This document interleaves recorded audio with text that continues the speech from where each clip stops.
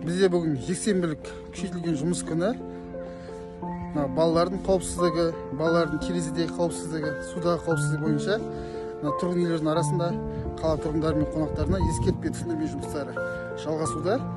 Бүгінгі тақырып бізде балалардың терезеден құлауының алдын алу және болдырмау болып табылады.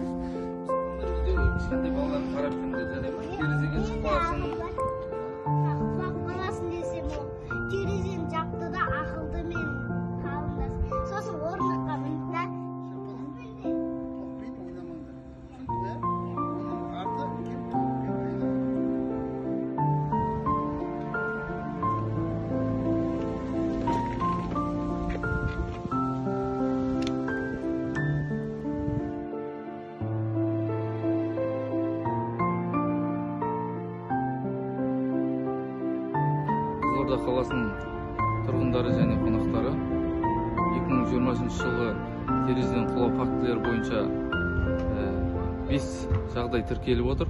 Соның барлығы ата-аналардың балдарды қараусыз қалдыруының салдарынан, және алдағы уақытта ата-аналарға айтарымыз, балаларды қараусыз қалдырмаңыздар.